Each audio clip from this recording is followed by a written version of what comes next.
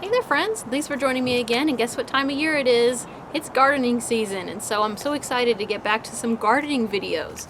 So this first one I wanted to do for the season, other than of course the seed starting series and other ones I've done pretty regularly, but anyway, is like what to grow for storage. And many times when you grow your garden, you end up with a whole lot of produce all at once. Well, many people don't want to necessarily have to can it or dry it or freeze it or whatnot, and so that's what I'm going to do for this series here, is for people who want to have fresh stuff to eat, even into the fall or winter, without having to do any of that work to can or freeze or dry or any of that other stuff. So if you want to have some, homegrown produce that you don't necessarily have to work so hard for, you can help, regulate your bills and still have, some homegrown stuff that you can use to save and supplement the stuff that you would normally have to buy at the grocery store, then this is going to be helpful to you. So as you're doing your gardening, planning for this year, maybe consider growing some of these storage crops that are so easy to grow, and then there are many ways that you can, set them aside and then use them throughout, again, the fall and even into the winter. So the first one I would highly recommend would be bulbs. That's what I'm going to call the category, is bulbs. And that's going to be like onions, garlic, and shallots. These are so easy to grow. You pop them in the ground. As far as, garlic mainly goes, that's usually done back in the fall. But when you set those, in the ground and they grow over the winter and into the spring, and then you harvest them in the middle of the summer or so, then you pull them out and you let them dry on the ground, and then they're good to go for a whole year. They are so easy to store, room temperature, anywhere in your house, nice and small, and homegrown fresh garlic tastes better than the stuff you get at the grocery store. So I'd highly recommend that. And of course onions too, grown almost the same way, harvested a little bit later in the year. You just pull them out, you let them dry out a little bit so that they get some dry skin on the outside, and then you're good to go. Throw them in, your root cellar, your basement or whatnot, and then you can pull them out for your soups and stews and whatever else you have to, make throughout the winter. And so the second one is going to be things that are roots.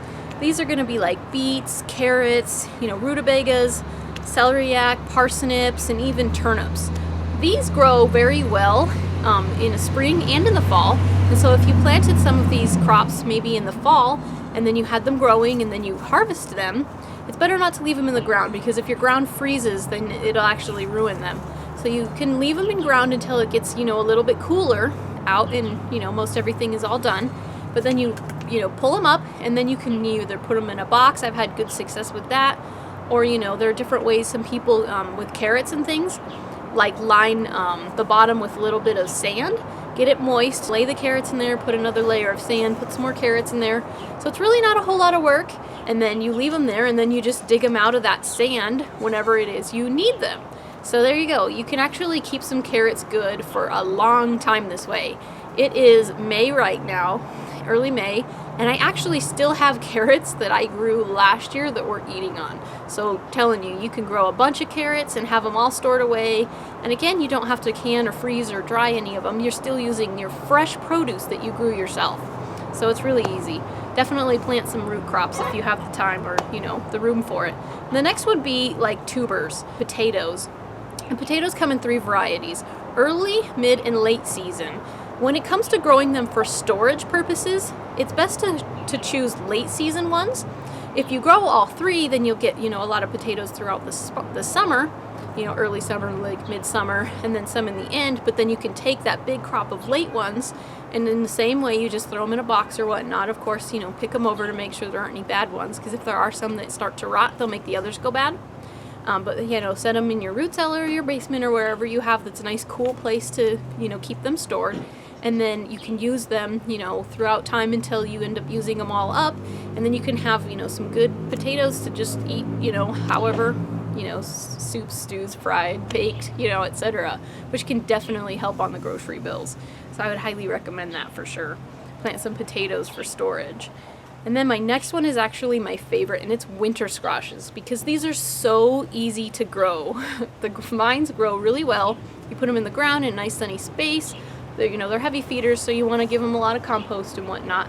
But once they grow and they come to maturity, you do have to let them cure, which basically means just leave them in place. So the, vines and the leaves will end up dying off because of, natural weather conditions. and that'll actually help harden their skins. So when it's cool overnight and starts to get kind of chilly, you know, starts to kill off the vines, but then it's still warm in the daytime, that'll make the skin nice and thick instead of it being thin. And then you can just set it, you know, inside your house and whatnot for a while, and you don't have to do anything to it. You don't have to put it in any kind of a box. You don't have to store them in any particular way. You can even store these at room temperature for quite some time without them going bad. However, they will last a bit longer if you put them in a basement or a root cellar or something like that. So you set them aside after they're cured and you do nothing to them, and then you have some fresh squash or whatever. You can make a pumpkin pie or some soup or whatever, you know, butternut squash soup is really good, etc., you know, that you can have set aside to eat whenever you want it to. So winter squashes, those are great. Stuff like butternut squash, acorn squash, spaghetti squashes, and pumpkins. So I would highly recommend adding those to your garden if you can, if you have room. And the next one would be dry beans. Beans, you know, when you're planting a bean, say a pinto bean or whatnot, if you pick it early when it's like a long green bean, you can eat them that way. But if you leave them on their stem for a little longer until they actually get dried out, they dry all by themselves. And so all you have to do is take them out of the shell, and then those are dried beans that you can then soak and use your crock pot to cook, etc.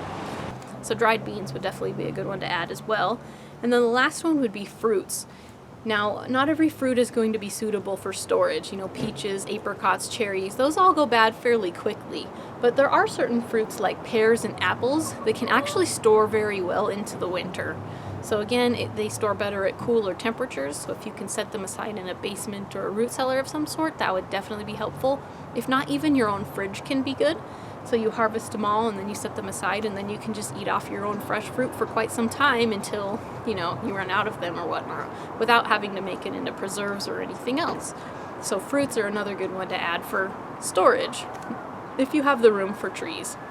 So there you go. Add some bulbs, some roots, some tubers, some winter squashes, dried beans, and fruits to your garden maybe this year, and then end up with some stuff that you can help level out your grocery bill.